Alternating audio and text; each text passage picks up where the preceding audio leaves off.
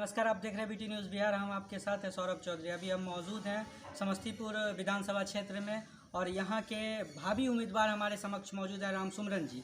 इनसे जानते हैं कि इस बार कैसा होगा 2020 का चुनाव समस्तीपुर के लिए। समस्तीपुर के लिए इस बार का चुनाव जनता के आशीर्वाद से अच्छा ही रहेगा और पूरे दसों के दसों विधानसभा सीट पे एनडीए जीतेगा। इस बार बिहार में पुनः सरकार बनेगी।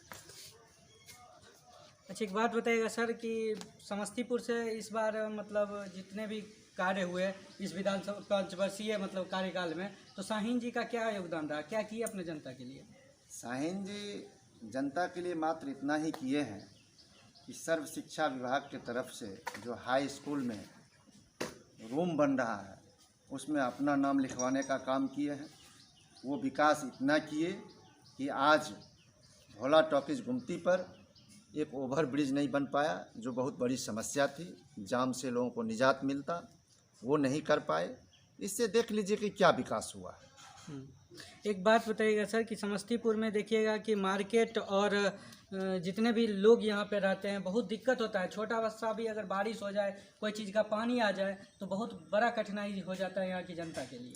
हाँ, इस बात में दम है कि नगर परिषद इस क्षेत्र पे ढंग से ध्यान नहीं दिया।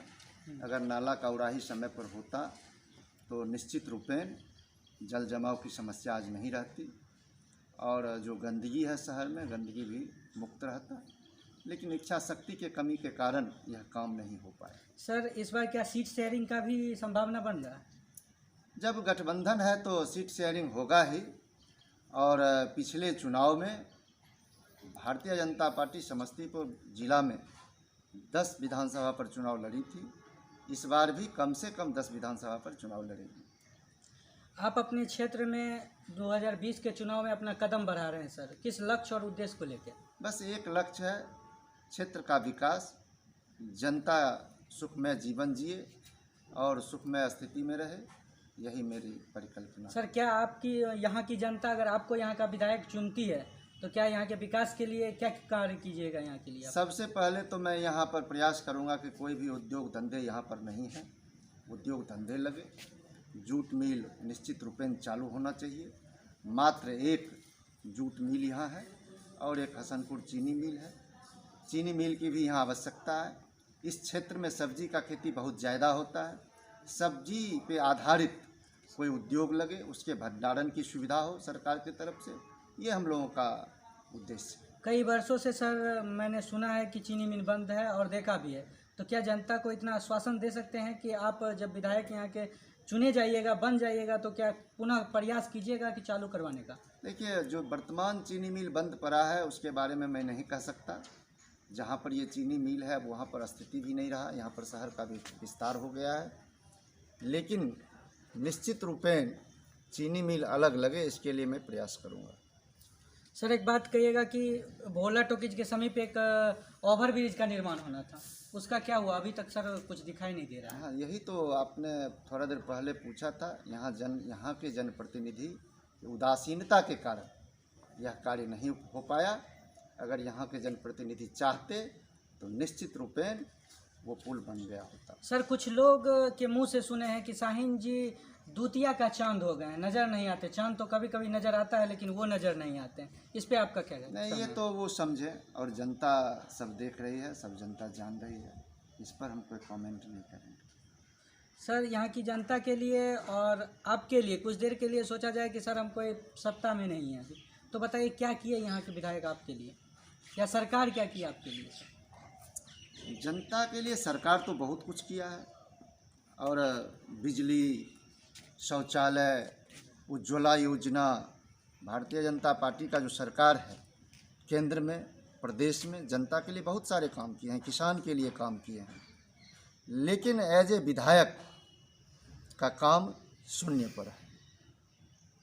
तो यहाँ अगर आप जनता का क्या मतलब कुछ अपना लक्ष्य उद्देश्य बताइएगा सर जनता के प्रति। मैं तो अपना लक्ष्य बता चुका हूँ कि जनता अगर पार्टी अगर मौका देगी जनता का सेवा करने के लिए और जनता का आशीर्वाद रहेगा, मैं सेवा करके दिखाऊंगा। सर, बिहार में अगर मानिए कि बीजेपी अपने दम पे खड़ा होती है तो सीएम सीट के लिए उम्मीदवार किनको पहला चेहरा कौन रहेंगे? ये केंद्रीय नेतृत्व तय करेगा, ये हम लोगों के बस से बाहर की बात है। तो आपकी कोरोना जैसी महामारी में आपने अपने क्षेत्र के लिए कौन सा कार्य किया? भारतीय जनता पार्टी के सभी कार्यकर्ता ने जनता सेवा करने का काम किया। हमसे भी जहाँ तक जो बन पड़ा हमने भी करने का काम किया है। लोगों के बीच मास्क, साबुन, अनाज, जहाँ तक जो हो पाया है एक गिलहरी प्रयास किया हूँ। और ख़ास करके केंद्र सरकार ने तो जनता के लिए बहुत कुछ किया। बाहर से अप्रवासी मजदूर को लाने का काम किया, उनको रहने की व्यवस्था किया, उनको आर्थिक सहयोग किया और उससे भी ज़्यादा आज 5 महीने तक मुफ्त अनाज देने का जो काम कर रही है, यह केंद्र सरकार का एक जिंदा दिली है। सर, समस्तीपुर में ऐसा कोई रोजगार नहीं है जो मतलब बेरोजगार युवा जितने भी उनके लिए कोई कार्य हो? निश्चित रूपेण समस्तीपुर में सही मायने में कहा जाए तो अब तक विकास नहीं हुआ है। विकास के मामले में समस्तीपुर बहुत ही पिछड़ा है। एक डीआरएम ऑफिस छोड़कर यहाँ पर कुछ नहीं है। अगर आज डीआरएम ऑफिस यहाँ ना हो तो यहाँ के जितने भी व्यवसायी हैं वो सभी लोगों के लिए बहुत ही कठिनाई का सामना करना पड़ेगा। यहाँ उद्योग धंधे खुलना अति आवश्यक है और कृषि आधारित उद्योग धंधा खुले तो और अच्छा हो। हमारे बिहार सरकार ने यहाँ पर मेडिकल कॉलेज स्थापित करने का काम किया है, इंजीनियरिंग कॉलेज स्थापित करने का काम किया है। सर, मेडिकल कॉलेज की बात कीजिए तो हर जिला में एक मेडिकल कॉलेज होता है, समस्तीपुर जिला में भी है, लेकिन सरायरंजन में समस्तीपुर में क्यों नहीं है सर? समस्तीपुर में ही है ना, सरायरंजन तो समस्तीपुर में है। तो अब प्रॉपर समस्तीपुर में क्यों नहीं क्यों समस्तीपुर से तो बाहर सरायरंजन नहीं है।